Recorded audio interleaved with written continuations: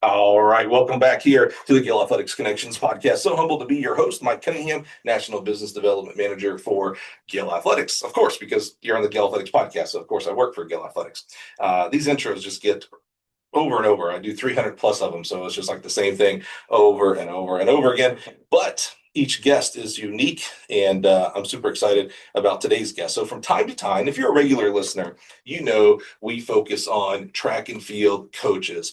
We've had coaches from high school, middle school, Division 1, 2, 3, NAIA, professional, all across the country, and it's a fun time. It's absolutely fascinating. I still have to pinch myself that this is the job that I get to do here at Gill Athletics. But from time to time, I like to introduce you to the people of Gill Athletics. So I'm just super proud of our teammates from our customer service, sales, engineering, manufacturers, R&D, etc. And I just love their authenticity and their passion to serve, to empower coaches with innovative equipment. And today I've got a special person. This is someone who, you never know who's going to come into your life, man. And I'm just so glad to be open to great people that are out there. So I want to get into it and introduce you to this young man, and we're going to learn more about him. Help me welcome from right here at Gill Athletics. He's our R&D intern for now. Help me welcome the wise, the wonderful Matteo Madrassi. Hello, good morning. Thank you for having me. How did I do with the R? It was perfect. Man, perfect. That's a tough standard. Perfect. All right, good. Matteo, thank you so much for being here today. Would be first and foremost. I appreciate you. I appreciate Greg, our VP of R&D, allowing you to come down. You're a valuable guy to us very quickly, and so you're not doing work while you're down here. So I'm just so grateful to have this opportunity with you today, my man. Thank you. Thank you so much. So, Matteo, I love you and I love your story. And so wanted to share it with our listeners for a couple of reasons. One, I like to introduce people that are interesting to other people that are interested. And two, I love your background, your authenticity, and your passion specifically around pole vaulting. So we're going to talk a little bit about pole vaulting today. Is that okay with you? Yeah, I like that. I like pole vault. I love it. So before we hop in and learn a little bit about your history, let's just do a quick, kind of 30,000 foot level of what you do here at Gill Athletics. So you're an intern in our R&D. What does that mean? Like, so are you an undergrad? Are you in grad? Tell us a little bit about that process. Yeah, I graduated past year in industrial engineer from Cal Poly Pomona. Mm-hmm. And then I decided to enroll into a business program. So currently I'm at my last semester of MBA at Washburn University. Yeah. And this summer, no classes. So I took the advantage and came here at Gill to join the team of research and development. And I'm learning a lot. And I'm trying to contribute to the team by, updating bills of material and reviewing drawing. And also getting a little bit my hands dirty in the manufacturing. That's right. And literally. Yeah. What you mentioned undergrad industrial engineering, and I think for your grad work you're doing your MBA. Yeah. What do you at this point? You're 26. Oh my God. 6. Yeah. 99. I love it. 20. You were born in 1999. Yeah. Oh brother, you're so young. At this point, at 26, what do you want to become? Does that make sense? Like what, the dream job, whether it's owning your own company, maybe you're owning your own pole vault company, starting a business, going back home right now, and all grace that this will change tomorrow, next year, who knows? What do you think you want to become when you grow up? Well, after this experience, after these 3 months, I want to say that my dream is to join a nice company of sports equipment that is based in Champaign. I don't know if you ever heard Britannia Sports Group. That would be my dream job. And maybe do some sidelining comedian work. That was pretty funny. That was good, Matteo. I love that. Okay, well, let's hop back. Let's get in our Wayback Machine and learn a little bit more about you. And then we'll kind of catch up to the internship and how that came about and things like that. And maybe a little bit about future plans, maybe if that comes up. But I'm curious, maybe someone's listening right now and they heard me roll that R perfectly in your last name. Maybe they're hearing your accent.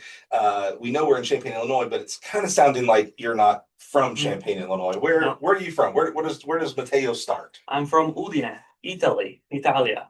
Say it again. Udine. Udine. It's a small town in the northeast of Italy. Okay. So way up in the booth. and I border with Slovenia and Austria. Okay. I'm in the right corner. Family is from Italy? So Yep. okay, so you're Italian Yep. through and 100%. through. Maybe we already caught that a little bit with the accent, so I love that. And grew up in Italy. Yeah. All through. Please forgive my ignorance. I went to high school and college in Alabama. I don't know how much you know of all the states, so that means I'm not that smart. I just fake it pretty well. You all the way through high school. We do high school in Italy. Yeah, Okay. like Alabama. And Do you? Okay, well, I did the high school in Italy. Yeah. Yeah. So till 18 years old, I was in Italy. My Okay. family is still there. So a traditional like 12th grade type of thing. Yeah, it's a little bit different. In Italy, we have 5 years of elementary school, 3 years of middle school, and 5 years of high school. Oh, so what? So it's one extra year. So on average, Americans graduate high school at 18 years old. You're on average, you're graduating at 19. So yeah, 18, 19. Yeah, so similar to like Canada has that like I think they call it 13th year or something like that. They do like one extra. Yeah, typically. Okay. Okay, so that's awesome. That's cool. Dumb question. Do you eat a lot of pasta? I mean, every day. Is that right? Yeah. That's not like a stereotype? No. Not for breakfast though. Breakfast, there is a particular pasta they do it in South Italy. It's like leftover pasta. You mix it with eggs and grated bread, and you put it in the oven, and it came out like a quiche. No, I don't know what it's called, but eventually some Italian eat pasta for breakfast too. Yeah. Dude, that was just my dumb joke. Like, of course you don't, but of course you do. I love that. That's so cool. Okay, so tell me about Italy and specifically about growing up in sports. How did you get into track and field? And then, I don't know if we've spoiled this yet or not, but you're a pole vaulter. And how did you get into track and field and how did you get into pole vaulting? Yeah, so it was 2013. I was 14 years old. Until then, I've always been a crazy kid that loved to climb on trees and jump from building to building, get in trouble in the roof, Sound like doing parkour, pole free running, BMX, skateboarding, downhill bike. So I was always trying to find new ways to getting hurt. And also during physical education in high school, I was always the guy that was rescuing the balls that were getting stuck on the roof. And I caught the attention of my professor, my physical education professor, which was also the coach of the pole vault club near my town. His name is Gianpaolo Carnielli. Okay, hold on. So say it again. Gianpaolo. Gianpaolo. And what was his last name? Carnielli. Okay, keep going. I'm not going to try that one. Okay. His daughter was a really great female pole vaulter. She jumped 4.30 meters. Yeah. She competed for the Carabinieri, which is the Italian police. Okay. Wow. Yeah. What were you doing any of the organized sports? I hear a lot of BMXing, downhill. Were you doing soccer or anything like that? I tried everything as a kid. My parents, luckily, I have to say thank you to them. They never allowed me to stay in the living room at home. They always say, "No, you're getting out. You're doing something." So they made me try, basketball, and I did a bit of soccer and rugby. Rugby, I think, is the sport that I played for long. But it was not my team. I quite didn't really enjoy team sports. I always like to be, me, the only responsible for my success and the only responsible for my failure. Yeah, we hear that theme a lot for our coaches as we talk about what sports they do. And, with football, I could be the greatest quarterback in the world, but if I don't have an offensive lineman, I'm dead. Or if I don't have a receiver to catch, it doesn't matter, right? But in track and that 100-meter dash or that pole vault, you love your teammates and all, but they don't help you get over that vault, that pole, that crossbar. They don't help you in the blocks. It is you and only you. So yeah, that's kind of one of the common themes we have of our athletes who gravitate towards track and field. Okay, so the local pole vault club guy sees you and says, "Okay, this guy's jumping off buildings." That's a check. That's a prerequisite of pole vaulters, I think. What did you think the first time you actually went to vault? And he just told me, "Come try pole vault." And it was kind of natural since the beginning. So I just got a pole and tried to get on top of the pit. And that was easy. So then we tried to put a bar on. And, as soon as that you start pole vaulting, the progress is really fast. So that's something that also turned me on. I really liked it. Yeah. So I started at 14. After 3 years, I was already jumping 5 meters for 3 years. And in 2018, I went to the World Championship under 20 in Tampere. Yeah, I competed against Mondo Duplantis. Yeah, dude, that's so I mean, it progressed pretty fast. Yeah. Was there, with any new thing that we learned, it's not always linear. It was like, started here and I easily went up to this path. There's usually dips and valleys. Was there ever a time during this phase, as you're learning this high school phase, that you're like, oh man, maybe I need to go back to rugby? No, no. There was a phase when my original coach retired, and then a guy that was working out with me, he was a university student, so I was 14, 15, and he was in his 20s. He became my coach. And actually, that was the moment that I kind of peaked. He really helped me to get into the next level of pole vaulting. So for 50, for 60, which is 15 feet, I went into 60 and jumping over 16 feet. And yeah, I qualified for the World Championship, went there, amazing experience. And that also opened the door to getting scholarship in the American universities. Right. We'll talk about that in a second. What was it about those two coaches? I'm fascinated with, I think there's a lot of great coaches out there. It's interesting to me when an athlete goes from one coach to the other and has success. Very, very few times do we say, oh, that was great. That whatever that coach brought for that athlete was what that athlete needed. And typically we say, oh, that other coach didn't do very well. And I don't believe that's true. I think every athlete is different. I think we sometimes forget about that when we have such a group of athletes that what works for you doesn't work for her, doesn't work for him, etc. What was it about that second coach that helped, you got a good base with the first coach, and then the second coach seems like it kind of, no pun intended, rocketed up here a little bit? That's a nice question. I'm not sure I know how to answer. I think it was just the overall mood. He created an atmosphere that for me was just perfect.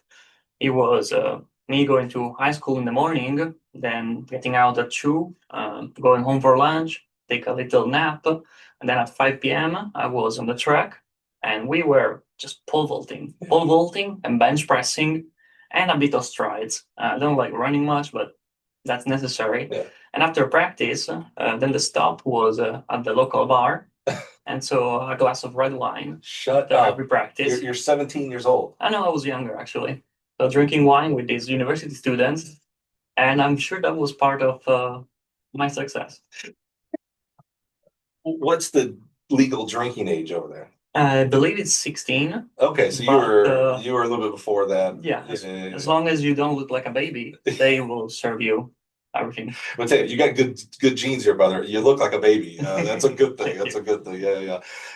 Okay, that's awesome. So when we have guests on the show that are from another country, it always fascinates me because I'm from America, and I, very until I got into coaching, was very much in the Southeast, Alabama, Georgia, Florida. I did Indiana, actually, right next to Fort Wayne, which will come up here in a little bit for you. I did 5th grade up there. That was like the most wild thing, so different, right? So I'm very uncultured, if you will. So I'm fascinated with people who grew up in other countries.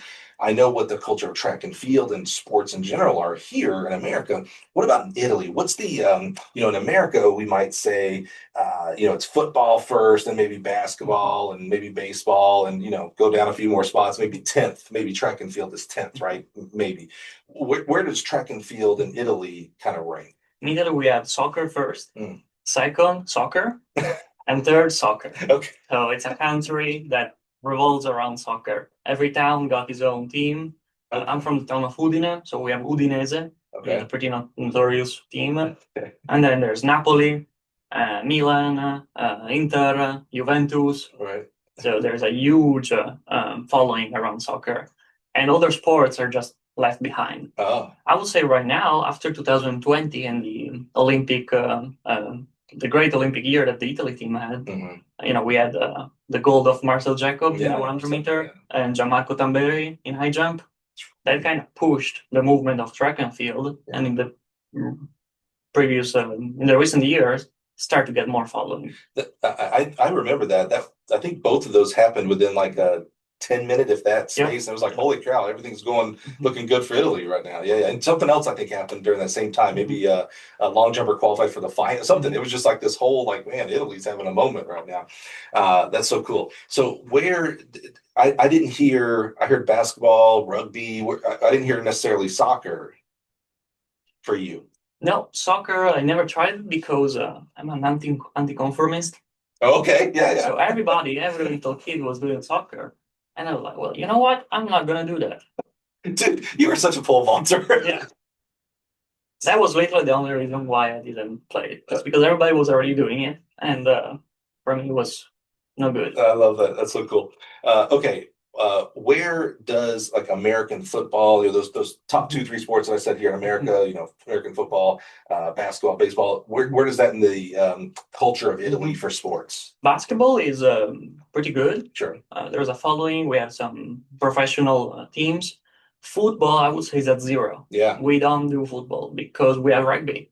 Yeah. And also, in my opinion, rugby is just football, but better. Yeah. Not even like for some weird reason, a lot of people in Italy follow the Miami Dolphins or something like that. No weird kind of like some Italian player played for some NFL team once, and no, nothing. Baseball, though. Baseball, it has a following. I met a couple of people that were into baseball, and of course, they were dreaming American. And that's something. Okay, so a little bit of that. Okay, that's interesting. Cool. All right, so you make it to the world the world champs or the world junior champs? World Junior Championship. Okay, yeah. Under 20. And that was in Tampere, Finland. Finland, that's right. Okay, I remember that one. And of course, all of our college coaches go to a lot of those meets for recruiting, things like that. Were you thinking of coming to the States for college before that, or did that kind of light that fire? That's when I kind of started. How it works is there are some agencies that helps young athletes, successful athletes, to get in contact with the American colleges and to gain a scholarship. Okay. Of course, because in Europe families don't plan funds to send their kids to university because it's free. Hold up. So in Italy, college is free. So like here in the States, there's some of us, my family, by the way, we save money to send our kids to college. That's not a thing in Italy because it's free. Yeah. What a concept. I wonder how we could ever do that here in the States. Anyway, okay. So you have no funds and you're like, oh, well, I'm going to go to America. And they're like, we have no funds.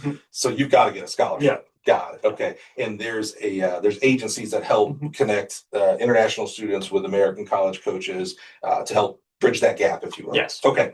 So what does that look like? I know here in the States, it feels, air quotes here, easy. I can, no matter where I'm at in the country, I can drive to several colleges to go see it and meet the coach and all that stuff. I don't feel like you're doing that in Italy. So what's that process of the recruiting process? That was the problem. You got to trust the agency and hopefully they will do a good job and send you to the right university. Right. That's not what happened to me. Yeah. Oh, no. Okay. What happened? What happened is they sent me to the first university that gave me a scholarship. Yeah. Okay. Yeah, the first one. And where is that? That was in Indiana. Yeah. Indiana Institute of Technology. Indiana Tech, baby. Yeah. Norway. Yeah, I know them well. Yeah. Their head coach has been a guest on the podcast. So yeah, I know them well. Now they win championships. I mean, they won NAIA championship. Yeah. They won it when I was there. Okay. Did you? So you already? Oh, so you won a national title? Yeah. Oh, dude. I have the ring. That's huge. That's awesome. That's rare. Not not a lot. We talk about these championships a lot, but we forget winning is hard, and so that's a big deal. That's really cool. You already kind of alluded or spilled the news that you were an industrial engineering major. That's what you got your degree in. Did you go? Let me ask it this way: when you were thinking about college, were you thinking engineering? Yeah, I was thinking engineering because I did engineering high school. In Italy, we specialize a bit earlier. So when you get in high school, you can choose a technical high school that have an engineering background, or economical, or a tourist, or culinary. There are some certain high schools that are focused around cooking food. Really? What's the name of the high school you went to? I went to ET, so Industrial Technical Institute Arturo Malignani in Udine. I don't know how you put that on a flag. And what's the mascot? We don't have one. No. Because there's no sport in high school. So all this stuff you're talking about with rugby and the huge soccer culture, and then of course your pole vault team, which you already said that was a club, which I get that because there's clubs here. All that stuff is club. There's no high school sports. Yeah, schools are only focused on academic, and that was also the reason why I started looking into America. Because eventually, if I was going to do the university in Italy, that's only academic. So it's difficult for an athlete to pursue his education, but also keep working towards his athletic dream. Did that trip you out when you got here to the States? So you went to Fort Wayne, so Fort Wayne Homestead High School and Northrop. I mean, there's a ton of great high schools there. Did that trip you out like, holy crap, what are these kids doing at school, doing sports? No, that was the reason why I came here. So you already kind of knew from reading or internet, you have the internet in Italy, right? Okay, all right. So you go to Indiana Tech, you start majoring in engineering because that was always your kind of well, where does that come from? Mom and dad engineers? Where does engineering? The dad is an engineer, yes. And since I was little, I always liked to take apart stuff. I'm working with my hands on motorcycle and bicycle.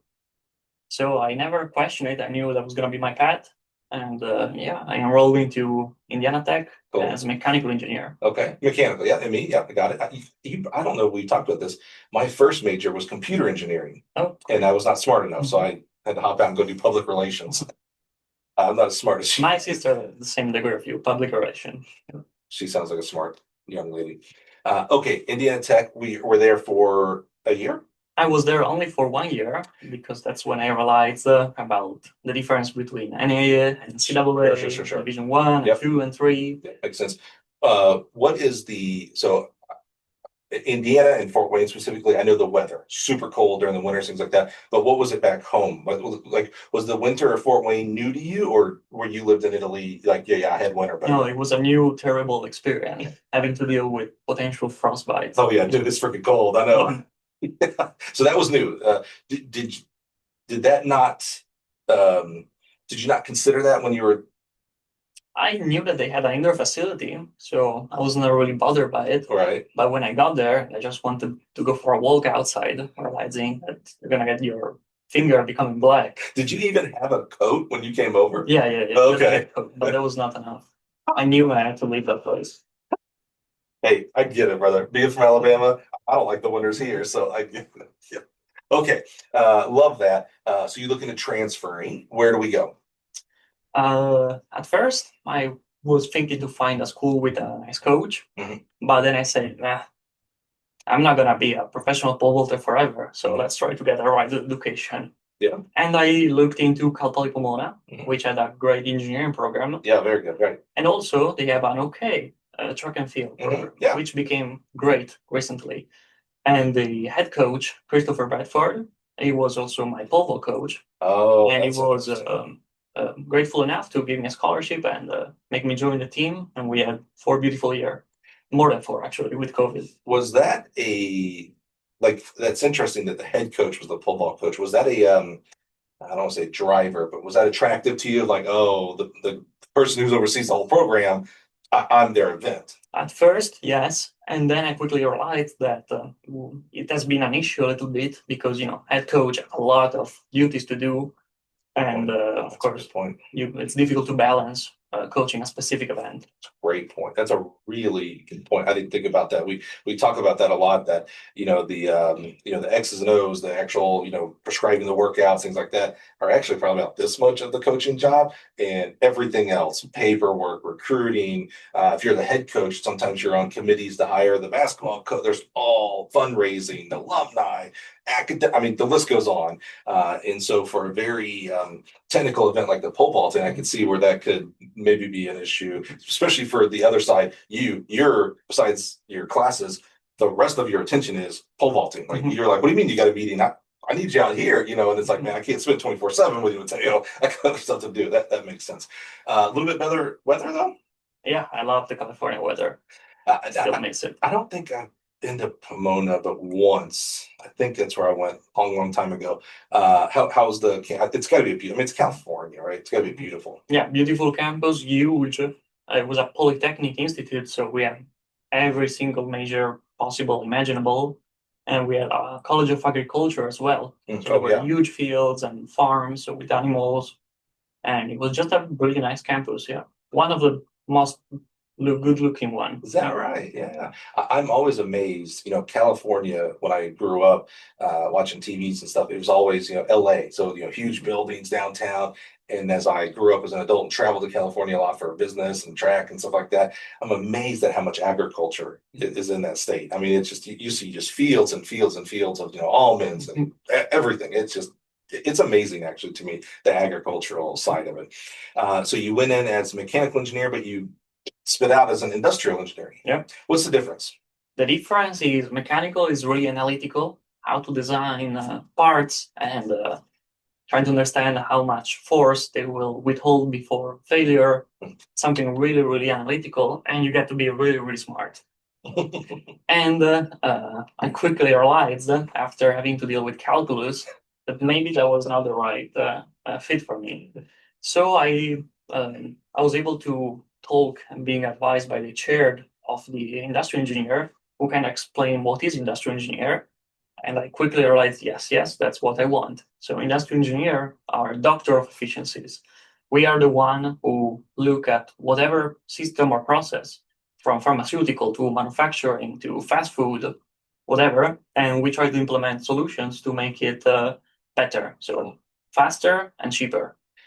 I assume you got to work on different projects and maybe even had a senior project. What was like the most fun? Because I don't think I realized, and maybe it's just not thinking about it, like all the different, like you said, pharmaceutical, restaurant, like a lot of different manufacturing, right? Was there a project you worked on in college that was like, oh man, this is really kind of cool? Mm-hmm. Yeah, we did a time study on the queuing theory on fast food restaurant. Queuing, so how they process orders and then okay. Exactly. Yeah. So if you get on a line, how many minutes is going to take for you to be processed? And what is more efficient? To having 2 lines, 1 only line, 3 cashiers, right. 1 cashier does everything. Based on different cases and scenarios, there are certain things that are more efficient than other. So as part of this project, we had to go through the in and out drive-through, take some data on how many cars were flowing through, and come up with a solution that will theoretically improve their system. Is it get down even to the level of like, oh, the hamburger patties, if they're over here versus the lettuce and the cheese needs to be, 2 bins. Exactly. Yeah. So it gets down into that. Exactly. Yeah. Where I have to assume, and you know what assuming does, that a company like In-N-Out already has a lot of these people. Like, yeah. You know what I'm saying? So were you able to find anything? It was at academic level. It was only for classroom, and our professor was the only guy who actually see that project. So we came up with something that theoretically could have improved their systems. Yeah. Are you an In-N-Out burger fan? I love the In-N-Out. Yeah. You love it, or like it's okay? I love it. Yeah. I think it's the only fast food that differentiates from the other. McDonald's, Wednesday, they all taste the same to me. Burger King, In-N-Out is the only chain that has something more, in my opinion. Okay, see that people are just like, at least here in the States, you either love In-N-Out, like you have an In-N-Out tattoo type of obsession, or you hate it. And I'm not either of those camps. It's a fine burger. I mean, it's okay. The fries are kind of, they're a little skinny. Yeah, it's an okay burger. I won't turn it down if you say, hey, let's go to In-N-Out. But I'm not the guy. Like there are people when they go to California for a track meet or something like that. It's like, oh, we're going In-N-Out first, and it's like it's a little obsessive there. It's not that great of a. I don't think so. Yeah, I think it's needed. It's needed. So you're the guy who goes to California. You're like, we're going. You get to go to California. Yeah. Where's that In-N-Out tattoo? It's coming. It's coming. Okay, so Pomona, mechanical engineering into industrial engineering. Did starting out as mechie help? Yeah, absolutely. More from the theoretical part. So I had an advantage in mathematics and physics that maybe who starting industrial engineer doesn't have. The sprint coach there is Terrell Smith. Yes, did you Olympic coach? Yeah, did you get to work with him at all? Yeah, I love that dude. Yeah, he's a really nice guy, a really nice coach. He is. He's the nephew of John Smith. Does that name ring a bell? John Smith is one of the top 5 easily sprint coaches in America. Coaches a lot of our professionals. Used to coach at UCLA for a long time. Actually, is one of the top 5 guests that I would love to have on the podcast one day, just because of his legacy and what he's done. He was is the someone check me on this, but I'm pretty sure I'm correct in this. I believe he's still the world record holder for the 440-yard dash, that turned into the 400-meter dash. He is the, because we don't run anymore, but still ran a stupidly fast time with the 440-yard and transfer in yards, not meters. So, but yeah, I'm pretty sure Darrell's his nephew. I think that's the relationship. But met him a long time ago when they were HSI. Did you know HSI? Is that name? No. Yeah. No, I know about Darrell's meet, and I know about his successes. Yeah. He helped a friend of mine, Alessio Somacal, Okay. to run under 49 seconds in the 400 hurdle, and he's now the number 2 in Italy. Yeah, that's amazing. Yeah, good dude. Love him to death. Just a dear friend. Love him to death. That's so cool. Okay, so you get your degree. No, I don't get my degree yet. No, I start everything, and I jumped 5 meter 10 at the first competition with the Cal Poly Pomona jersey, and then the coronavirus hit. Oh, fun. Okay. So what happens to a guy from Italy? I know what happens to a guy from Nevada that's at Cal Poly Pomona. He goes home. What does a guy from Italy do? I was in California, and then let's say there's this virus, everybody is dying, and we're closing the borders. So I got scared a little bit too. Sure. And I had to go back to Italy. I'm sure mom is like, let's go. I'm back. Get back. So you go back to Italy. In March 2020. Wow. Everybody's experience is a little unique. I was at the NCAA Division I championships in New Mexico, and literally like shut it down. Wednesday or Thursday. Yeah, shut down. And so I'm on a plane Friday to come home. Yeah. And the world just shut down. Yeah. So you go back home to Italy. See, that's what I'm saying. I just went back here to Champaign and came home. You had to go back home where you hadn't been maybe in quite a while at that point. Are you still able to take classes? How'd that work out? So classes were online, and it was Zoom University. Yeah. And I did not want to become a Zoom engineer. No, that sucks, dude. Yeah, Zoom is. So I decided to take a year off of university. Okay. I wanted to get my education in person. I wanted to be in a classroom with students that I can talk to. So you finished the spring semester through Zoom. Yeah. Okay. So you didn't quit halfway through the semester. Yeah, no. I finished that out. I was like, got A in all of the classes. Yeah. So, all right. So it's summer. You're like, man, I don't know. I don't want to do Zoom again. So what do you take a full year off? Yeah, there was the opportunity. I could have enrolled into classes and taking classes from home. In Italian college. Yeah. Matter of fact, for that semester that was keep going, I had to wake up at 3 a.m. to follow the classes. Oh, because of Pomona. Yeah. Because of the time, 9 hours time difference. Think about that. Oh, yeah, I see. For 3 months, I did that weird schedule. Yeah. Even more reason why you didn't want to be a Zoom. Yeah, you're looking at the next year going, oh, bro, I'm not doing that. Makes sense. All right, so what do we do during our year off? So I took a full year off, and I started working into my family business. Okay. We did high-end furniture. Cool. So I was there. I was handyman that did everything. Right. I was helping my dad on the administrative side, but also they really needed a lot of help in the warehouse. So packaging a lot of chair and assembling a lot of tables and driving a lot to take parts from one client to a supplier and everything. That went on for a year till 2021. Vaulting at all? I kind of stopped vaulting because they closed down the facility. Yeah. So I was only doing calisthenics. So was it, you don't really have a frame over here. So here we shut down almost everything. Same? No, more.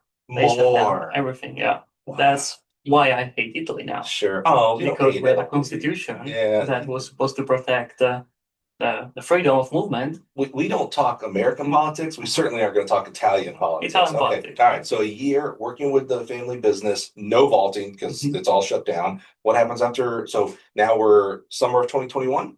Yes. Okay. What do we do? That summer finish and fall semester start, and I go back in California. Because school, we opened some things back up. Yeah. Okay. All right. Practice was back to Pomona. Yeah, back to actually I was in Chino Hills for that semester. Okay. Which is just a town close nearby. But you're still going to Pomona. Yeah. Okay. Chino Hills, I was just living with my roommate. Got it. Yeah. So are we back to, as normal as we could in 2021, 2022? Are you back to normal? Kinda. I'm getting back to normal because I'm healing from my shoulder surgery. Because during COVID, I was doing calisthenics and I messed up my shoulder and I had to get a reconstruction. Yeah. What did you do? What kind of calisthenics were you doing, brother? I was doing front lever, back lever. Are you doing pole vault stuff? Yeah, pole vault stuff. And then when I started doing straight pole vault drills, my shoulder was sub-dislocating. So it was like popping in and out. Pop, pop. Yeah. And we didn't want to having that affecting my future years. Right. So I just said, okay, now it's the good time to get in the surgery room and get it fixed. Actually, COVID helped cause that because you wouldn't have been necessarily doing that if we didn't have COVID. But then COVID allowed you to have time to have the surgery and everything as well. That's interesting. Okay, so you're back, you're recovering. Are you vaulting? Did we get to... I'm starting to vault, but of course, that surgery kind of messed up with my head a bit. So I had to go through a phase of run-throughs and really bad season. Really, put my coach through a lot of stress. Sorry, coach, if you're hearing. At the end, though, I made everything click, and I jumped my PR, 5 m 17 feet, the national championship in Michigan, I believe, Grand Valley University. Grand Valley. How interesting to me. I love just how life works. So I was at that meet. So I saw you vault. 7th place. Wow, that's so interesting. I think about that sometimes. So examples like that. I saw one of our former teammates now working for FlowTrack, Carly Livingston. She jumped for Grand Valley. I saw her jump as an undergrad just by chance at nationals. I have a video. I haven't shown it. I need to put it on our internal teams, our internal communication. I have a video of Clayton and Important, and Jennifer. Yeah. There is a video of Clayton throwing in high school, and Jennifer is the judge. Oh, nice. And I was like, it makes me think a lot when I'm at these track meets, when I see a young man or young woman or even a coach, I'm like, that guy or gal might work with me one day. That guy might be a teammate of mine one day. No matter how young or how old, I'll see a freshman in college, be like, dude, I'm already, I'm almost 50. I'll never see that kid could be here in 3 years. It's interesting how the universe works. In my opinion. Okay, so that's the 2021 season. You come back to jump your PR, bro. Bravo. That's a big deal. Yeah. That's a big deal. Big deal. I love PRs. I'm a huge celebrator of PRs because you never know when it's your last one until years later. Right? You just never know. And it's like, man, I haven't jumped 520 and 70. I'm done. It's like, man, you should have celebrated that as much as possible. So I love that you, even after surgery, came back. Not only surgery, but the whole, back and forth from Italy, COVID, I mean, all that crap, dude. That's a big deal. Was 2021 your last? Did you graduate your undergrad 2021? No, so at that time I was a sophomore. It was okay. It was a sophomore. Right. You missed a year. That's right. Yeah. And it was May of 2022. May of 2022, Michigan Division 2 National. Okay. I'm a sophomore. Then, during summer, I go back to Italy and I do my Italian season there, summer, eating a lot of pasta, drinking wine, spending time with my family. How different is your life in America versus what you just described when you go back to Italy? Like, are you eating pasta, drinking wine when you're in America? No, a little bit less because at home I have my mom who's cooking for me and I have my dad who's paying for the good wine. Here in the US, I got to live the college student life. Great point. Great point. Okay. All right, keep going. So then summer ends and we come back as a junior. And again, I made my coach go through a lot of stresses and shenanigans. And we had an okay season. We win conference again. Wow. And then we go to national championship in Colorado. Yeah, Pueblo. Yeah, Pueblo, Colorado. And I get my 4th place. Yeah, jumping, I believe, 5:36. It was also a school record. Oh, yeah. I was going to say, it doesn't start with a 4. I know enough about pole vaulting, and I know you don't start with a 4. I like that facility. Colorado, beautiful. Yeah. I just like the bowl aspect of it. They put the pit in the middle of the field with a raised runway. I think that's kind of cool. Kind of highlight the event instead of keeping it over to the side. I enjoy when we go to Pueblo. It's pretty cool. Yeah, the Thunderbolt Stadium. That's right. The Thunder Wolves. Thunderbolt. Wolf. Yeah. Which that's cool too. That's actually Thunderbolt is the bar that is closed. That's it. Nearby. I knew when I said, I was like, there's something with that though. Okay. So 4th place. And you have another year? Yeah, I have another year. And year after, I'm a senior. Again, even more shenanigans for my coach. Because at that time, I went back in the summer and I jumped my PR of 5:45, which is almost 18 feet. and it's something that is getting you close to the possibility of joining the Olympic list. Oh, okay, okay. So the goal was, okay, let's go back to California. It's my senior year, my last year of college at track and field. Let's try to jump over 19 feet. Let's try to get this Olympic ranking. And then there's the Olympic to 2024. Yeah, right, that was the goal. Yeah. Didn't quite go. Yeah. You got to have goals, but they don't mean you're going to hit them. That's right. Yeah. That's right. So you end up finishing undergrad at Pomona. Yep. And so what's next in that step of trying to make the Olympic list for Italy? So last national competition in Emporia, Kansas. Yeah, that's right. And there we got third place, I believe. Okay. Yeah. With a jump of 5:25. Wow. I was not happy. Sure. Yeah. But I was done. Graduated, did my senior project. Really great. What was your senior project? Senior project, it was on basically correcting the defect of Omniseal, which is a factory that does rubber stuff. Yeah. They were having a problem of over-curing of some O-rings rubber part, and me and my team of industrial engineering went there. We tried to find the root cause of this problem. We did some time studies, all their analysis, and created a report on what's happening. And we basically fixed a problem that was worth over $100,000 for the company. Oh, that's so cool. It's neat to see not just only your work, your academic work, but that it actually, like, something positive comes out. Like there's a change made that helps people. That's cool. Okay. Yeah, the company was really happy about that. That's cool. They were the one that wanted to offer me a job, but I received my first offer from a company that does supplement. Okay. So they want to hire me as an industrial engineer to do quality control there. But you didn't go. No, I refused the offer.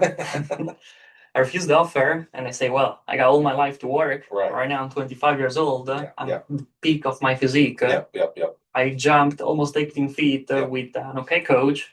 Right. Let's try to find an Olympic coach, and let's try to do 1 year professionally where I can actually jump what I'm worth of. Yeah, I like that. I struggle sometimes, excuse me, with young people who are, just sub-elite. You weren't jumping 19.6 in college or anything like that.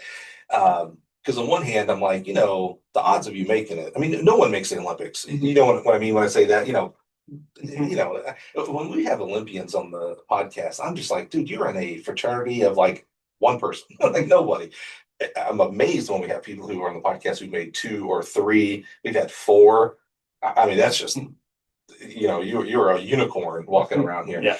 So when when I talk to a young person and they're like, and they're just not there, but they're not far off. It's not like you're a 14-foot pole vaulter. You've got an actual it could happen. I struggle sometimes of like, man, it's just not going to happen. Go find what your career is going to be. That doesn't mean go and you're going to work at Omniseal for the rest of your life. Maybe you go there and you learn something for a year or 2, and you go somewhere else, and maybe you start your own business, whatever. And I'm also on the other hand going, yeah, but dude, this, to your point, I'm 25. This is your only shot. You don't get to come back at 30 and say, you know what? Maybe I'll try to make that team now. That you definitely, I don't want to say definitely, but your odds definitely went down, right? And so if you're able to financially, mentally, able to give it a shot, then I think you just gotta bless you and have a shot. A good friend of mine was a 13-12 hurdler, Dexter Fox, still a great friend of mine. Just got married this past weekend. He's family. I love this guy to death.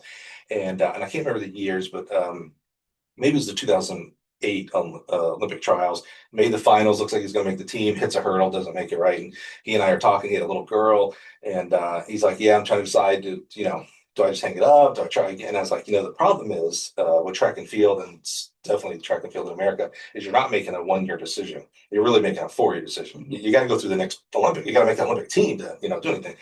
And so I'm thinking, Dexter, what a great guy, I love him to death. And I'm just like, man, you got a daughter, maybe it's time to go to work. But then I'm also like, yeah, but man, he's going to give his daughter experiences that she might not ever have, right? He's going to be able to talk to her about all these different places that he's competing at. Like, she's going to be able to have a much more worldly view, which is going to help her than if he just goes to work, and so it's a tough. Athlete life is the best life possible. Poor life sometimes too, but also that's not the be all end all of life either is money either. So I get it. You're also talking to a guy who had no shot at anything. I didn't make my junior high team, so I'm definitely not making the Olympic team. Okay, so you go for it. You decide. I love your mentality of like, hey man, I'm 25. Maybe you had some thoughts of like, hey man, if this just all goes bust, then I got a mom and dad back. Like I can still like I got support. I'm smart enough. I got a degree. I can get a job. Yeah, Like that was the idea. I got I already got a company that can sponsor me because I'm international. I got that problem too, and I was under the impression, okay, let me just try one more year. Okay. I got to enroll into a university program, Yep. but then I'm not really planning on finishing it. I could always go back and try to find a work.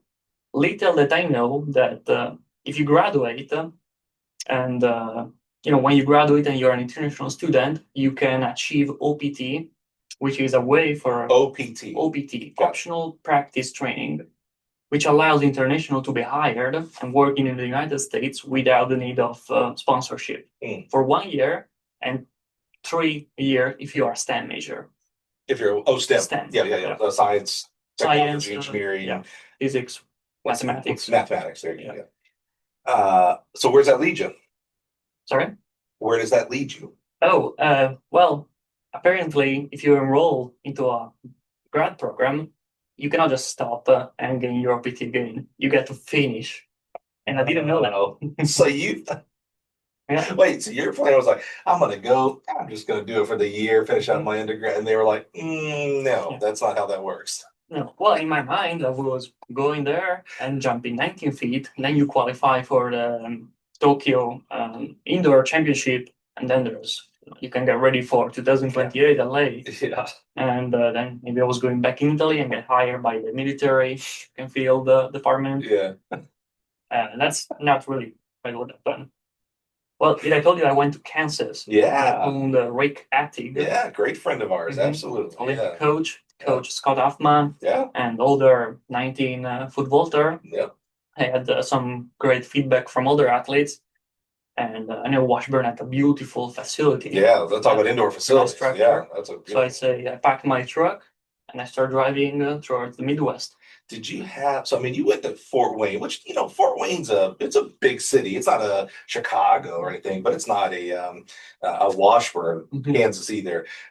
Did you have any like understanding of Washburn, Kansas, and just small and? I know it was gonna be flat, and I know there was not gonna be nothing, but that was gonna be playing my advantage because I was there only to focus on track. Sure. There was not gonna be beaches where to swim, or parties or nothing. No, I go there just to track and field. Yeah, good point. So wake up, lift, eat, train, eat, sleep. Yeah, and that's what you do in Washburn. Yeah, Kansas. It started and it was going great. It's an amazing college, Washburn. The oh man, not the professors. What is their mascot? The Ichabod. Ichabod. It has this really cool, I mean, what you're thinking about with an Ichabod, the hat guy, and I actually, so Cameron Bath, podcast alum, asked him, like, so what, tell me, this is unique. And it was, I think, if I remember correctly, I'm sure I'm messing it all up, a guy named Ichabod, like, basically, like, the school was about to go under, bankrupt. He came in and, like, saved it. He was, like, a local businessman and stuff like that, saved it, and yeah, I think that's the story. Yeah. Back in the days, a rich guy who opened a university in Kansas. Yeah, something like that. Yeah. So it's amazing to me. It's a beautiful, I love the campus. Obviously love the indoor facility tremendously. They did an amazing job there. And I did a year in Kansas as well. So where, if the state of Kansas is here, you're kind of up in here. I'm in the bottom southeast. So right by the Oklahoma border and the Missouri border. And did a year there, and I'm used to small town. I grew up in a town of less than 10,000 in Alabama. Oh man, Kansas winters are different. And when you talk about small towns, these are small towns. Really small towns. How did you stick to your plan of like, all right, man, eat, sleep, vault, study when I have to? Yeah, I did, and it was going all well till. I think it was the first days of November. I went on a bike ride, to move a little bit my legs, and I passed by a BMX track. And I was like, oh, cool. I used to do BMX. The young Matteo was like, wait a minute. I know how to do this. Hey, little kid, can I borrow your bike real quick? And I did one loop, everything fine. And then in my mind, I just got back to those years. And I say, well, I'm doing one more lap. Let me actually try to jump. No. I go on the ramp and I pump the kicker and I go in the air. And all of a sudden, I'm like, oh, and now what do I do? And my body starts flipping and I land down with my shoulder. And I basically ruin all my ligaments. Yeah. Matteo. An AC dislocation of third degree. It's famous in the track coaching world to talk about basketball here in the States. I'm like, oh man, you know how many kids have turned their ankles playing pickup basketball? You did it by playing pickup BMX bike riding. Dude, are you serious? Unfortunately, yeah. Same shoulder. Same shoulder, the right one, the most important. Did you know as soon as you landed, Yeah, I knew it was over. It was the worst possible thing could have happened. Probably worse than that, only breaking my spine and being paralyzed. That was going to be pretty bad. But wait, you're not saying you have broken your spine? No. Okay. That was the worst possible thing that could have happened. Got it. Okay. The second worst thing that could have happened is me damaging the right shoulder. Bro. And the ligament. I wish I had broken a bone. Because you break your collarbone, 30 days, the tissue repair itself. Right. The ligament is not that easy. How do you call Coach Addig up and say, hey, Coach, I hurt myself. Oh, by the way, it was BMXing. Mm-hmm. Well, I left some detail outside of the equation, of course. All right, well, let's see what that is. And, they just told me, well, go to the trainers and see what's going on. And, I'm not really a big fan of athletic trainer. Sure. That's a common, that is, you are not alone in that. And after this experience, I even had more reason to dislike that. Basically, their only concern was to make sure that I understand how, hey, you got hurt outside of practice time. Insurance. It's on you. Yep. We're not going to help you. We're not going to pay nothing for you. You're there by yourself. Oh, man. Yeah. Sadly common. Yeah. I get and maybe I assume even more common for an international student because of insurance and things like that. I don't have much experience there. Okay, well, that's devastating. That's terrible. But I remember seeing you vault at Outdoor Nationals. So how do we go from I literally have this picture of you laying on this dirt BMX track to now you're on the runway in Pueblo. It was pretty painful. Dude. And it was over. It was over, but I'm really hard-headed. I rarely take a no as an answer. Okay. So I just started opening my laptop. And we're in 2025, there's artificial intelligence, and I became my own doctor, my own physiotherapist. And after 3 months, I was back in the runway jumping again. Yeah, not slowed down, clearly slowed down by this. But wow. Yeah, try to get the ball again, learning the basic. How do you? I'm always amazed at athletes that come back from a very serious injury, like Achilles. When someone pops an Achilles, and the first time they get in the blocks. For you, this is your second time around with a bum shoulder. Can you think about that first time you're on the runway to take up, even if it's a pop-up, just something with a pole? Did you have like apprehension, some fear? Like, how do you know? Both of them. Yeah, how do you know it's ready to go? And and maybe I can't go 100%, but okay, where can I go? Can I go 90? Can I go 95? Can I go 99? How do you figure that part out as an athlete? Again, I became my own physiotherapist and trainer, so I came up with a protocol and tried to start really slow. So doing some pop-up, seeing how the shoulder react, and at the end, I give it enough time for the ligaments to join back together. And I would say after 4 months, I was 90% back to normal. Wow, dude. You didn't jump indoor nationals? Indoor, no. Yeah. Actually, I did a couple of competitions. I wasn't attached, just for fun. And I clear, I would say 480, 470, something like that. Yeah, wow. It's because I mentioned indoor. Is indoor track a thing in Italy? Yeah, Okay. we have a huge indoor facility in Ancona Okay. where John Marco Tamberi trains. Okay. So that wasn't a Yeah. shock, because sometimes, people don't have any indoor experience and they come to the States, it's like, holy crap, it's a whole season. In California, we didn't have indoor. Yeah, that's Indoor right. weddings. That's a good It point. was Sunday. Yeah. It was good point. everything outdoor. But this comes with a question, but did you try to compete and qualify for indoor nationals, or was it like, no, we just only No, girls? because the track and field men's team didn't have indoor Yep. season. Yep. That makes sense. Yep. But me and a couple of friends, I always ask them, hey, you want to compete? Let's go to Colorado. Right. Yeah. So That makes sense. Colorado. Then one other time I went to New Mexico. Mhm. I was unattached, Yep. but with my teammates. Yeah, that makes sense. Like when I coached at Mississippi State, we didn't have men's indoor as well, and so you kind of cobble together a little bit of a season, but you're focused on outdoor. Yeah, that makes sense. Okay, so you don't get but you don't really do indoor because of the injury and all that kind of stuff. But you made it to Nash. I mean, this story ends at least somewhat positive that you came back and vaulted, made it to nationals, and I mean, that's just amazing. Yeah, back in Colorado in Thunderwolves Stadium. Yeah. Went in there and competed in my officially last NCAA edition.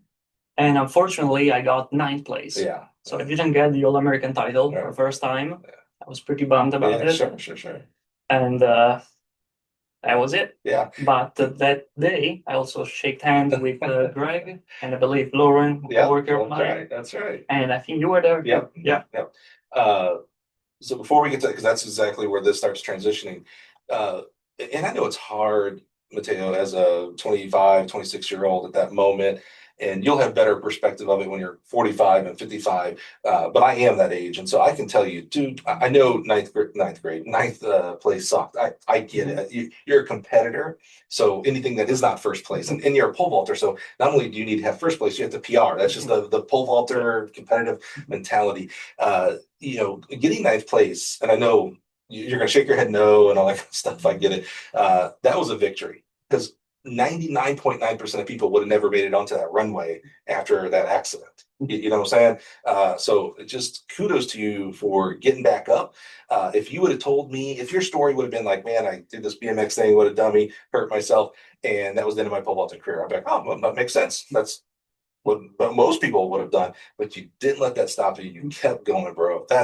Never give up. That's huge. That's huge. That's the kind of stuff, the kind of lessons that as you get older and maybe you have a family of your own one day that, you get to, your son or daughter is going to be in a situation, hopefully not that serious, but in a situation where they want to quit and no one would blame them for quitting. And you're just going to be like, hey, let me just tell you, you make your own decision, but let me tell you a story of when I was in college and what happened. And they're like, holy crap, my dad did that? Well, then maybe I can, you know what I'm saying? Like it's a real life experience, not telling someone else's story. It's your story. So kudos to you, brother. That's a big deal. I just want to make sure. That's a nice way of saying it. Thank you.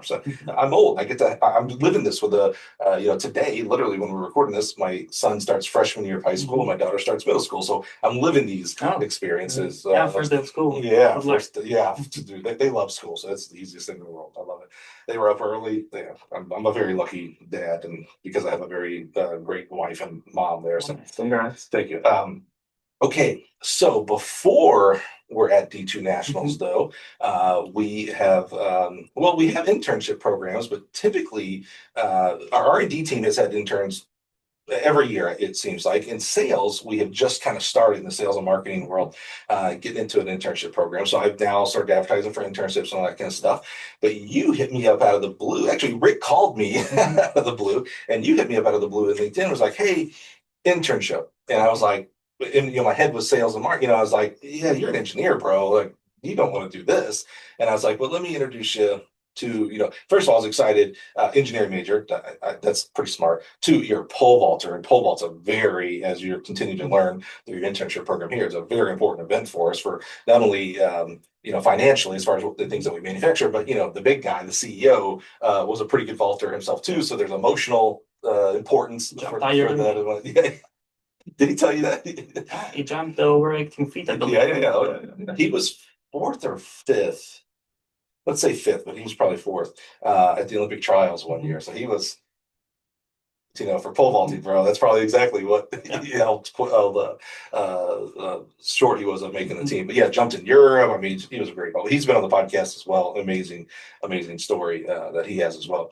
So you reach out, I introduce you to Greg because I'm like, bro, I can't hire you. I'd love to hire you, but that's got to be Greg's decision. You guys have conversations, and you join us as an R&D internship for R&D here, dude. Yeah, that's the greatest thing that has happened this year. And when I was in my home with a broken shoulder, and I was fighting through the idea of giving up, I was like, okay, well, we're not giving up. We're still trying to do this, but of course, this is not gonna happen. I'm not gonna jump 19 feet this season with a broken shoulder. So I might not leave my mark in the sport as a pole vaulter, as an athlete, but maybe I will be able to leave a mark as an engineer. Where do I start? And so I was talking to Rick, and Rick mentioned you, and we got in contact. And I talked to Greg, the VP of engineering, and he told me, yeah, we got an intern position open. Maybe you will get bored here, but also we don't have any pole vault project. You will only have to review bill of material and working on simple drawing. So you're gonna get bored. Are you sure you want it? And I was like, yeah. Don't worry, get me. I want to come right now. Sign me up. Hey, this is a testament to you. First of all, pause, put a pin in that. I found it interesting how you just said something. I think it's important for us to highlight.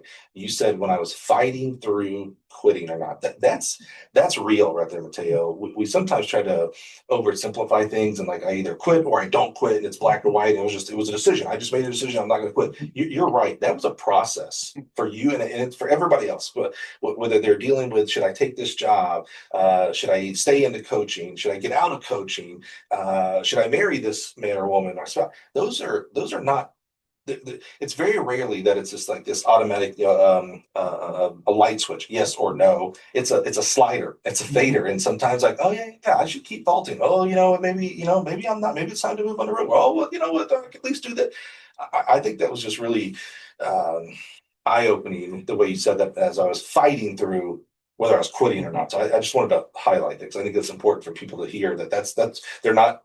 People are going through that today, and they're not weird or odd or ostracized because they think everybody else has their stuff together. Like, oh no, like, Matteo, he knew he was going to quit. It's like, no, that's not necessarily true. It was a process. So I just thought that was important. Back to your story of getting your internship here, and Greg, that's a testament to you. So Greg came down to me. I don't think we've talked about this. So Greg came down to me and he was like, hey, Mike, so this kid Matteo sent me his stuff. He's a smart kid. I just don't, kind of the same things he told you. He's like, I just don't, he's going to be bored. I'm not sure where the internship program for him. This kid needs to be at some, quote unquote, big, company or whatever, blah, blah, blah. And I said, hey, it's like, that's cool. I trust him. He's a super smart guy. And plus it's his area. So who am I to tell him he's wrong, right? And so I just said, hey, I was like, that's cool. Just tell him that and let him make that decision. If you would have come here and gotten bored after Greg told you all that, well, I can only blame you. Well, Matteo, we told you, bro. We told you where we're at today. This summer. So that was your expectations were wrong, right? But I love how Greg he cares so much. He puts it out there first instead of just saying, oh yeah, I can be an intern, and then you get here and you're like, man, we're not even doing anything necessarily this summer for pole vault. I was like, God dang, I really thought I was going to. And it's like, well, we probably should have told you that. So I love that. How it makes me very proud to be a teammate of Greg's and how upfront he was with you. And I'm proud of you just taking all the information and going, yeah, that's cool. I'll figure it out. Like, let me get the foot in the door, so to speak, and figure things out. So what was it like? It's always interesting for people who, I coached for 10 years and I was a Gill guy. I had about 90% of my stuff from Gill.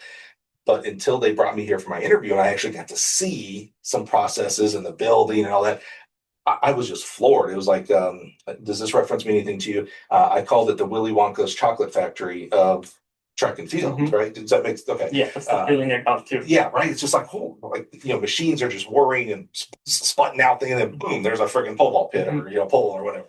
What was it like when you came here for the first day? Because you did you Zoom interviewed, I assume, right? No, we only did a phone call. Oh, phone, yeah, same thing. Never saw nothing. Never saw nobody. Yeah, right. I met you and some other member at National in Colorado. Right. But then I came to Champaign, and a beautiful city, Yeah. way better than Topeka, Kansas. A little bit bigger college town. Sure. Yeah. And then on June 2nd, I drove here and this facility, and I was just shocked by how beautiful it was. There's a track right outside, and we have a soccer goal and a big football. I don't know how it's called. Football goal. Yeah. Football goal. And similar to a rugby goal, right? Similar. The rugby we don't goal. have them. No, sorry. There are. Similar. Yeah. Super tall. Yes. And maybe squeezed in more, if I remember correctly. Yeah. What was the most? So even though you had never been here and maybe didn't understand the manufacturing process of sports equipment, because obviously we're talking about Gill here and we're track and field and everybody knows that, but what you just mentioned there, we also make soccer goals and football goals, and our Porter brothers and sisters, they make basketball and volleyball, so we're sports manufacturing. What was the most surprising? What did you like? Holy crap, I didn't know that the people could be so nice. Wow. Yeah, I really like the office. Since I walk in here, everybody has just a positive attitude, and you can feel that thing. You can feel that there's people who are passionate about their job. They're just not just showing up to a 9 to 5. Right. I think this company has that difference. Here we do things that are cool. Yeah. Sports are cool things and fun things. So I'm sure that even the accountant get a passion for what we're doing. Yeah. And I breathed that, I felt that, and that just motivated me more. Matteo, I love you, bro. I was fishing for I didn't know we made football goals when I got here. I was in the football, so I just didn't think about it. And so when I got here, I was like, holy crap, we make football goals? How do we bend then? They showed me the big bender, and I'm like, man, I had no clue. I was fishing for some kind of technology or, how we cut our pits or whatever. And you're like the people. And I love you for that, because you know how much I love our people here. So that's really cool. That's really cool. What has been, and knowing that, for a lot of obvious reasons, intellectual property, et cetera, we want to be very general here. What's been something fun for you to have been involved in so far? Well, seeing all the process of pole vault manufacturing. Yeah. I really... Did you run straight to the pole vault manufacturing? Yeah, basically, basically that's what I did. I get to shake hands with the artisan that produce our pole. Really great people, really passionate. Did you know? Sorry, you know me well enough now. I interrupt 1,000 times. Did you know how vaulting poles were made before you got here? Kind of, yeah. I had an overall picture, but here So you knew, it starts as a sheet, it gets rolled, and all that kind of stuff. I'm so dumb, and I didn't coach pole vaulters. I thought that we just bought 20 foot, 40 foot links, and we just oh, you need an 8-footer? Pop. Oh, you need a 16? Okay, pop. Yeah, I had no. When they showed me again during my interview process, the actual, I was like, first of all, if you've never seen how a pole vault pole is made, even if you don't coach pole vault, go to YouTube, and maybe you're on YouTube right now watching the Gill Connections podcast. But if you search in the YouTube thing how it's made vaulting poles, that show how it's made came to our factory back in, I think it was 2008. I think it was for the Olympics, Olympic year that year, and how do you capture the process of how to make a vaulting pole. It's really cool. And again, it's for me, my brain, I can't wrap my head around it. It's just voodoo magic. It starts off this flat fiberglass, and then boom, it's a pole that's strong enough to freaking vault 20 feet. It's just, it's crazy. Not really immediately. There's some steps in the middle. Yeah, a lot of steps. Yeah, but it's so cool. And I love how you said the artisans, that it's a craft. It is not, I'm definitely not belittling welding or anything like that, but it's a craft of getting those flex numbers just right and things like that. It's a highly specialized manufacturing. That's for sure. What has been your experience? We're in a great college town here in Champaign, the great University of Illinois, which is, of course, our roots for Harry Gill, the former track coach back in 1918 there at Illinois, who created Gill Athletics. What's been your experience here in Champaign? I really love the college town. Topeka, there was nobody around, not even on campus. And here, just walking around, seeing young people, walking around with the books and huge campus. And, I live in campus town, so I quite really don't understand where does the campus start and where are the normal houses. Yeah, right. So it's all mixed together, and it just gives you a great vibe.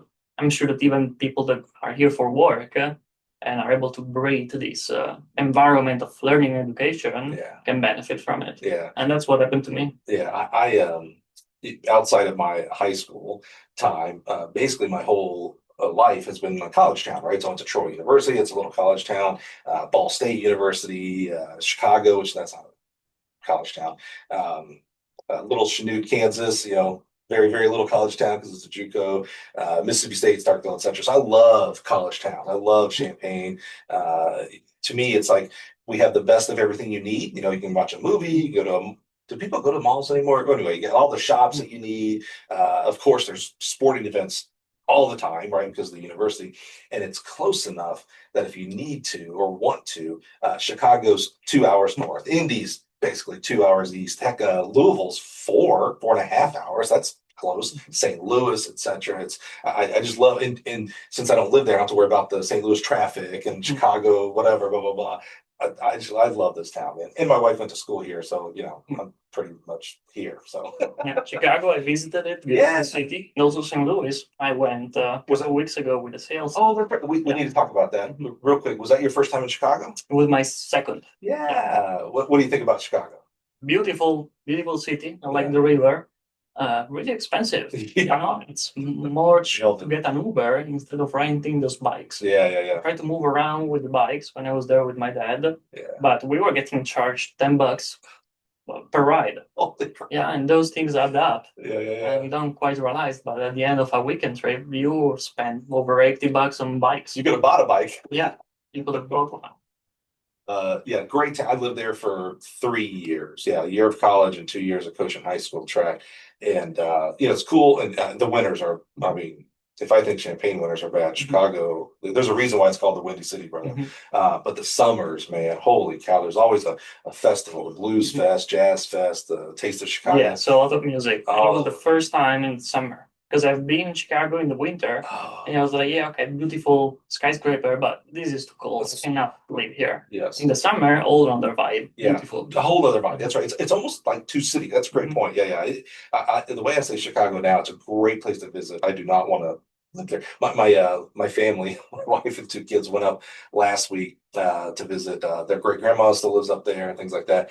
And my son, he calls me up. He's like, Dad, he goes, we didn't go 8 miles in the car, and it took us an hour and a half because of traffic. And I was like, yeah, welcome to the big city, buddy. I was like, there's millions of people. He's like, I can't do this. He goes, can I come back home early? And so they came back with the other lots. He was just like, dude, I'm used to, we live in, the west suburb, if you will, of Champaign, Muhammad. He's used to, it's 15 minutes to anywhere. And no traffic. So great place to visit, and I'm sure people love to live there. I'm glad I don't live there anymore. Recently, so again, I love this, kind of mix, if you will. So you're officially an R&D intern, working on bills of materials, things like that. But we are a track and field company. So you and some of the team got to go to St. Louis to the one of our partners there, PD St. Louis, Pole Vault St. Louis, held a meet there. How was that? Yeah, there was this competition coming up, and I started to vault again for fun, thanks to Brian, our coworker. Also a Gill podcast alum, Brian Carell, absolutely. Yeah. PV Junkies. PV Junkies, the club, beautiful facility, and they told me about this competition in St. Louis, and Max, our new hire for the sales team, he was going there, and they asked me if I wanted to come. And then he told me, hey, matter of fact, we are going there the day before because we get to visit some clients, and also we get to swing by Washington University to check the damage that Tornado has done. You're an engineer, so you should come there and check it out. And that's what we did. So we handled business first, and then the day after, we were at the facility of the club to represent Pacer poles and to have some fun and jumps. Yeah. You got to go to WashU, powerhouse Division III school. Lane Lohr is the pole vault coach there, does an amazing job. Is a U of I, University of Illinois alum. Pole vaulter, was a really good vaulter himself as well. And you got to meet one of my dear friends. You got to hang out with Ray a little bit. Ray Williams. Yes. Amazing guy. I've known Ray. Ray's the kind of guy, the kind of friend. I don't remember how I met him. It's been decades. Like since I coached, I've known Ray. And Just one of my dearest friends. I was a little jealous actually when I saw the photo. I was like, man, y'all got to hang out, Ray. You got a unique energy. Yes, he all energy, brother. There is no off switch with him. Yeah, I feel like he is one of those on off light switches that when he wakes up, it's on and on all the time until he goes to bed. And I feel like he probably just crashes hard for however many hours of sleep and then gets right back up. And he's the Energizer Bunny, man. He just keeps going. Love Ray to death. One of my dear friends in this industry. So you got to do that, and you jumped at the next day at the actual event. Was it at the Arch or no? No, it was Okay. in the parking lot of their facility. Oh, okay. Yeah. That'd be cool to do at the Arch, yeah. With a lot of permits, that's probably impossible to do. How was that experience? You got involved in maybe a little bit, at least a month or two? Yes. Like competition wise. Yeah, exactly. How was the shoulder? It was competition. Shoulder was fine. Okay. Right now I'm back 100%. Yeah. Fine. Yeah. No problem whatsoever. No, even mental, like. No. Dude. No. We're back. We're back, baby. I love it. That's so cool. Well, I'm glad you got that experience. I'm glad you get to hang out with Max. Max is a new guy just like you, in the sense of, he's our new pole vault specialist here. He was a vaulter at Illinois State. Yeah. Super excited about him. I'm pumped that he's on the team, and I'm gonna make a prediction. He'll be a future Gill podcast alum. I like for guys to get like almost a year under their belt, and then because then they can share their experiences working here. You, my friend, I only got 2 more days with. Your internship is officially over 2 days after this recording. Can you let us in on any little secrets, hints, tips? Not tips, but secrets, hints on what the future might hold for you? Nice question. Everybody answer. I don't know. Hopefully, I will stay away from BMX. Parts. Bro, you bet. I better not. Hey, I'm gonna make you a deal. If I hear about you even thinking about being, I'm calling mom because I know mom will set you straight. Yeah. Dude, cut that out. I usually have to tell people to stay away from, basketball or whatever. I got to tell a guy to stay away from BMXing, for crying out loud. Holy, yeah, you better stay. I can promise it. Okay, I will try. Okay. I'm going back to Kansas to finish my 3 classes. 3? Okay. Of MBA course. You'll have your MBA. That's a big deal. Yeah, cool. I had to finish it. Yeah. I was not planning on it. That's right. Now I got to finish it. What? There's a guy who, like, I'd love to have an MBA, and I believe I've learned MBA through my time here at Gill. But that doesn't count. I don't get a degree for that. What's been like the I don't want to say most important, but like what's been the biggest thing, like aha moment that you've learned through an MBA? Exactly. It's mostly is common sense that knowledge that if you work in a company, you can achieve it without needing to pay $1,000 to institutions. Yeah. And I really liked one of the classes that I actually enjoyed was one about the sorry, I got an English moment. How do you say something that is good or bad? Like differentiate ethics. Oh, ethics. Yes. It was a class about the business ethics. Yeah. Yeah, and I got to understand better a little bit how does this ethics correlate to business, because I was under the impression that there's no ethics in business. Capitalist rule everything. That is true in some businesses that there is no ethics. But with some minor skill set, you can actually enjoy things and handle things better. Yeah, that's so cool.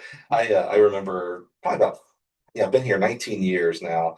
I think it was around years, I don't know, maybe 5 or 6. They all, it's so weird. My first few years here feel like a whole different life because I do so many different things and I know so much more about what we do and things like that. But I remember going into my boss, Steve, and was like, "Hey, Steve," is like, "So you kind of know like what I want to do here. This is long term for me, et cetera, et cetera. Do you think?" Because all of our, you've met a lot of our guys. They all have MBAs here. They're so smart. All these people here. And so I said, "Do you, is that something?" Like, should I be looking to get an MBA to do the things that I want to do here? And he's like, Mike, honestly, he goes, "You're learning on the job, the MBA." He goes, "I don't think you do." I was so relieved. I was like, "Oh, thank God. I don't want to go back to school." It's like, thank you. Awesome. So you're going back to school, finishing up your MBA. You'll be officially an MBA, is that what you call them? I will have an MBA in our Zoom. Very cool. Let's go. And most important, I will gain OPT. So I will be able to be hired by any company here in the US up to 3 years without any sponsorship or whatever shenanigans that the international are being put through, during this time. Difficult. But hopefully we gain that. And hopefully, maybe in the future, I'll be able to get in contact again with some sport manufacturing in Champaign. That's the goal. It's cool. We're not the only sports manufacturer. There's some helmet manufacturing and things like that. I shouldn't be telling you that. I don't want you to go other places. Well, Matteo, I can say for many, many reasons, and I can say it personally for me, and I know I speak for many people here in the company, man, you have been amazing during this internship program. And it feels like for me personally, it feels like it flew by for two reasons. One, I was on the road for a lot of it, right? But two, you just fit in so naturally. Like it wasn't like, oh, Matteo's the new person. Oh, he's an intern. So, don't get too attached. He's going to be gone or, whatnot. It was like, bro, it feels like you've been here for a while and it feels like you could just fit in for quite a while too. So I'm just so thankful for all of us, from David Hodge down to Max, who just started. We're just so grateful for your time, attention, your creativity, your ideas that you brought. I've talked to Greg a lot about you and what you've done. Your curiosity is off the charts. That's a superpower in my opinion, is curiosity. I'm just so grateful and just so thankful for your time that you have put in so far here at Gill, man. I'm just very thankful for you. Thank you so much. And everything you said, I agree. I really liked it here. This time flew by. I got here 2 days ago, and when I was moving around the company and seeing things and seeing all the cool things in the manufacturing area, I had to tell to my coworker, hey, you guys will have to kick me out of here in August because I'm now leaving. So you guys will have to forcefully remove me from the company. I love that, bro. Your passion is, that's no matter what your formal educations that you end up getting, and I'm talking about you in general, obviously you got very high level education, but having passions and pursuing those and not letting things get in the way. Like there's going to be things that get in the way, hurdles, if you will. And you get the choice of, do you duck out of the hurdles or do you figure out how to get over them? Sometimes you have to crash through those hurdles, by the way, too. Sometimes it's not always pretty. That's right. You fall and you get back up. That's exactly right. So I just love your passions, and I certainly am rooting for there to be a continuation here formally after your internship program. But no matter what, bro, I just want you to know, all of us, I guarantee you, I hate speaking for people, but Greg and David and Steve's and Jeff's, etc., our leaders here, whether it's here or somewhere else, man, we just bless you to be successful, to honor your parents. I'm so blessed that I got to meet your dad that one day. That was amazing. I hope to meet mom one day as well. But just want to bless you to honor them, honor your sport. You're a vaulter through. I cut you vaulting poles, fiberglass just comes out of you. So you're going to make a big impact no matter what you do, and we just bless you for whatever that looks like and support you in every manner that we can. Thank you so much, Mike, and thank you Litania Sports Group for this, and good luck for everything. I love it. Let's go Volvo. Let's go. Love you, dude. Hey, guys, gals, thank you so much for being here this week. It's always interesting to me to bring you teammates, and we mentioned several of those teammates. Jennifer Vanderbilt, who's now our VP of Employee Relations, All-American thrower in Indiana. Brian Carell, we mentioned. He's in our field service, was on our sales team. He's Mr. Pole Vault, got a freaking pacer tattoo. You don't get any more in depth than that. And he's been here 25 years, I think, and runs PV Junkies. Love him as a teammate. And Tim Glover, our sales manager, big time javelin thrower, 80-something meter PR. I just love our teammates, our passion, and that's the type of people that we want to attract. Here at Gill Athletics and Porter Athletics, we want people that are here to serve you, and they know what you're going through, right? Who knows more about pole vaulters and coming back from injury and traveling to different schools and all the things that go on? Who knows better than Matteo? And that's part of what he adds to our culture and helps us to learn and become better. So I love these are some of my favorite episodes, is sharing with you our teammates here. So I'm so blessed and honored that you would be here to listen to Matteo's story. And the cool thing is, my friend, this story is not over. It continues to be written, and I'm excited to be on the sidelines and supporting and see where that story goes, man. So guys and gals, thank you so much for being here this week. Join us next week. We'll do it all over again. See you guys.